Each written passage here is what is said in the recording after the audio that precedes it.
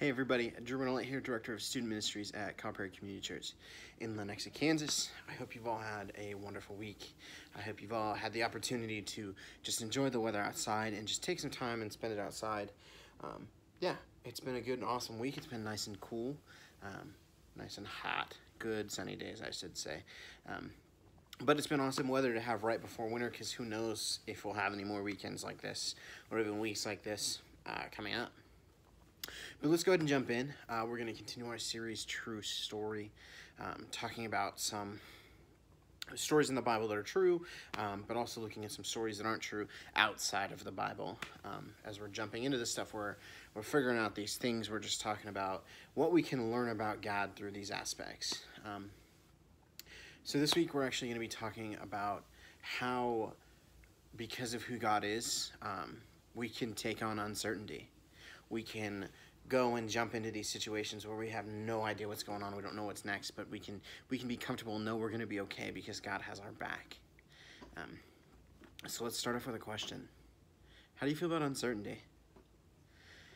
If you want me to be honest with you, I hate uncertainty. I hate not knowing. I hate having no clue what's next, no clue what's going to happen. And let me tell you, it is rough, and I do not like it. But when I really think about it, most of my life has been uncertainty. I think, there's moments of coming from not knowing what job I was going to work after working a summer at camp, not knowing where I was going to stay, not knowing what I was going to do after high school. My life has been uncertainty. One specific moment that I really want to talk to you guys about, though, is when I decided to move here to Kansas City. When I was back home, I was in Washington. I was trying to figure out where I was at, what I was doing, what was coming next. What I was going to do, and I just really had no idea. The job I had was ending. The place I was living, I wasn't going to be able to live anymore because my roommates were moving and doing somewhere else, and so I wasn't going to be able to afford it. So I was at this point where I was like, hey, what do I do? Because the job I'm working isn't going to be around much longer. Won't have a place to live. So I really started to think, and I got into this place of just not knowing and uncertainty, and it was really hard. I ended up deciding to move to Kansas City. My family's from here, and I felt like it was time for a change. Felt like something new. Truly had no imaginable before that I was going to be here. I had no want to be here at all.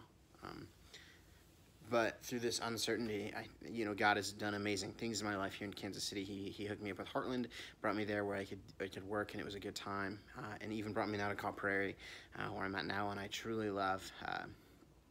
So even though uncertainty came, God had my back, and I trusted Him, and He took me where I wanted to be. But yeah, so that's a story from my life, how uncertainty played a role, but also how God, in the long run, knew what was happening even though I didn't, and put me right where I needed to be.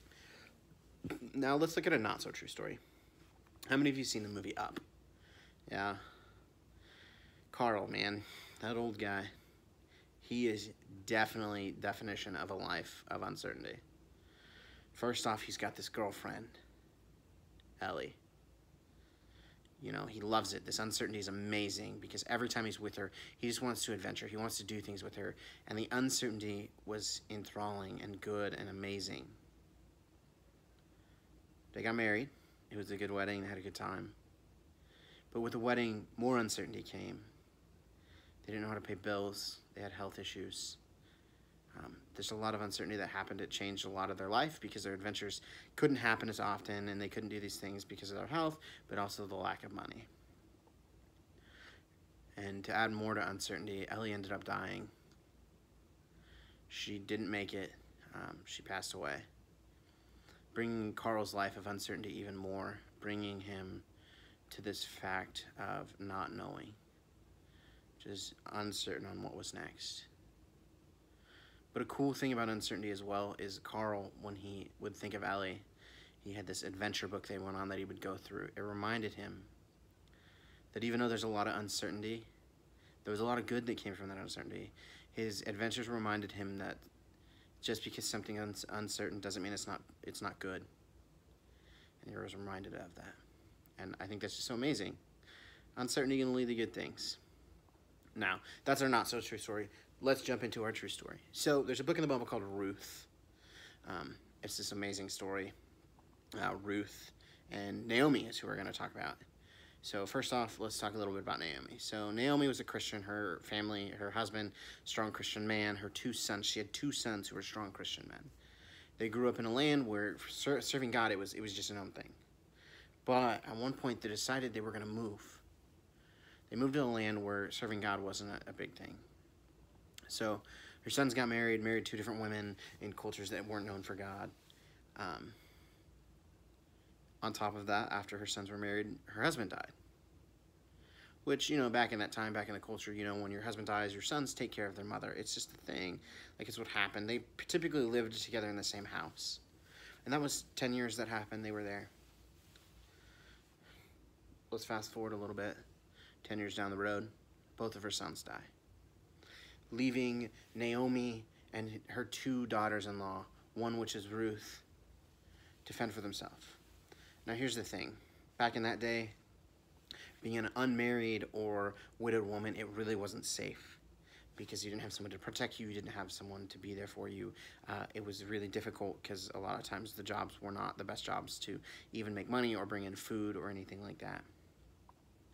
So Naomi's at this point where she decides, hey, I'm going to go home. I'm going to go back to my homeland of just not knowing. She's uncertain on what's going to happen. She hasn't been there in a long time. She doesn't know how it's going to be. She doesn't know how things are going to work out. She tells her daughters-in-law. Both of them are like, no, we don't want to leave you. But Naomi says, no, go back to your families, be taken care of. They beg, and they're like, no, we don't want to do this. Finally, Naomi convinces one of the daughters to go. But Ruth, the other daughter, refuses. She ends up staying with Naomi. They end up traveling back together to where Naomi's from. And some good things happen from there. I'm not going to tell you the whole book of Ruth. I highly recommend look it up. It's a really cool story. But I can tell you, spoiler alert, Naomi and Ruth had hope at the end. Things worked out really well. Ruth ended up getting remarried, and that family took care of Naomi, her mother-in-law, just because they were great people. And that family, the line of that family, ended up being part of the line of David, the line of Jesus, and part of that. So a few things we can learn from this. First off, God, he always has our back. We can trust him. He's caring. He takes care of us. Just because we're uncertain about things doesn't mean he is. God's great. He's amazing. Trust him.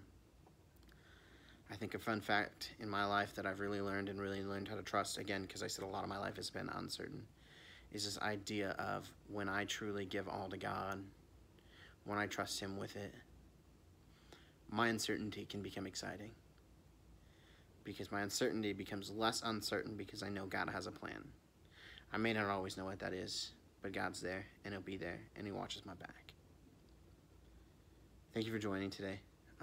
I hope you have a wonderful week coming up. I hope the weather is nice so you guys can spend some time outside, that you guys are in school. I hope school's going well. I'm praying for you. Yeah, I hope to see you soon. Bye.